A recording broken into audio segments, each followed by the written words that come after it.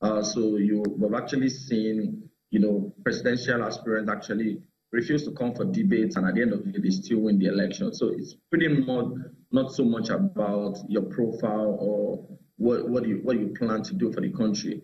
A lot of this is a function of, your political party, the structure of the political party, how much access you have to the grassroots people, because those are the people who are going to vote at the end of the day. People are not going to vote based on, oh, this person has a good profile. Maybe some people would do, and those would probably be the people, from the middle class to the high-end people. The number of all these people who are contesting or who plan to contest that, I'm not sure of how popular they are in some part of the country, particularly the north or even some of the western and eastern states. So the question is how much roots do you have, or how much leverage will you get when we're talking about the grassroots people, and that's really what's going to determine how well you're going to do in the election. But I'm happy that we see a lot of good profile.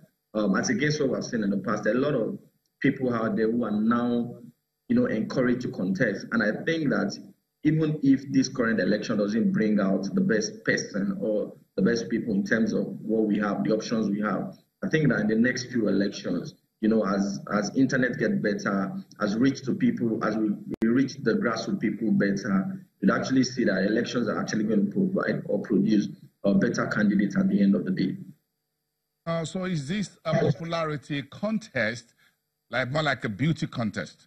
Or is it setting an agenda for this presidential hopefuls? Will the markets, will investors set an agenda, or would they take the back seat, allow politics to run its course? Then you have a president that emerges, then the markets and folks like yourself and economists will start complaining. What should it be at this point in time, looking at the state of the economy in dire need of moving forward and speed? Something that is clear is that the market needs policy. To a very large extent, we need policy, something that we've been looking forward to. It will be in the big interest of the market if we can actually get a president who has a clear idea of what is going to do and who can execute it.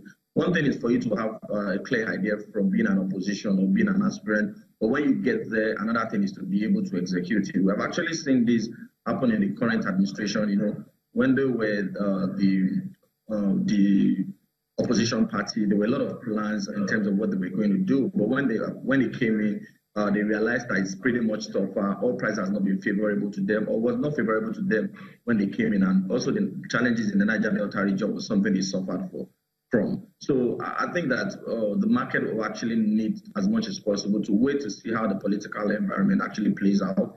They were going to get a cue from how that political space plays out to determine how the market is going to go. No matter how much you try to shy away from politics, politics still has a very large part to play in terms of the economy and the market activities. Okay, so I think we're down to these three pillars, as it were: corruption, economy, and insecurity. Do you think those are the three main pillars for a search for the next CEO, or you want to add to those three pillars? If you're not adding anything, which of these three pillars do you think account for what Nigerians really want, what investors want to see at this point? I think the first thing people want is that people actually want to feel safe. So insecurity is one of the biggest challenges we have in Nigeria. So it's something we need to work on.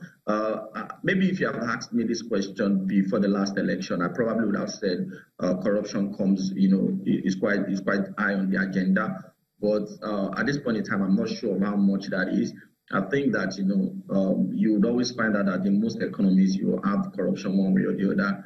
So I don't think that's the biggest of challenges we have. If we can get poverty out of the way, I know a lot of people would argue that the reason why people are poor is because there's corruption in the system, which I agree to. But I think there are more important things like poverty, getting to eradicate poverty is one. Ensuring that people are safe is another. Ensuring that there are a lot of policies that would drive economic activities is also another. So these are some of the things that we want to see. I'm not sure I'm interested in seeing someone say, "Oh, I want to fight corruption." Yes, I would love to see us fight corruption. I would love to see, see a Nigeria that is corruption free. But beyond that is also the fact that I would like to see policies that would be able to drive other parts of the economy. And when, other parts of the economy is being driven, accountability will be one of those things that we're going to see in the country. So yes, poverty alleviation and insecurity, or security as you may look at it, are some of those things I would love to see. So you think poverty should be a pillar on its own, separated from the economy, if you look at where things are today? I think poverty is actually a very big one. And, as a lot of people will say that when I say poverty, I'm not just even saying lack of money. I'm not even saying that, I'm looking at poverty even in terms of lack of food, lack of money, and also poverty mindset, because a lot of people do really have poverty mindset. So if we can get that out of the way, then I think that, the country will be up for a good.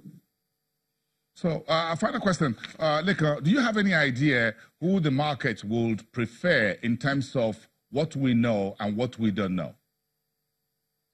I think it's good. It's a tough question to say who the market would prefer, because when you look at it, the market has a lot of people in it, and different people have their own preference. But one thing we can draw inference from is that in global economies and in previous elections, is that market typically likes continuity. Market like continuity in the form of, when there's continuity, you're already used to the current president or the current executive. You know what their policies are, you know what their directions are, and if you already know this, people like that. With that they can plan, with that they can execute. So market does like continuity. But that said, the market also like peace. If there's continuity and there's no peace, then there's a problem. So if there's going to be a change of pattern, or there's going to be a change in guard, then market also wants to know that this is going to happen with security in place. So these are some of the things that market looks for, but market definitely likes continuity. Olalekan Olabo, the head of research division at Vertiva Capital Management. Thank you very much. Have a great day and a great week ahead. We'll continue our talk about the search for a new CEO throughout this today and next week and the week and everyone until all that comes together at the 2019 general elections. We'll be right back after the break. We'll talk about the state of the banking industry.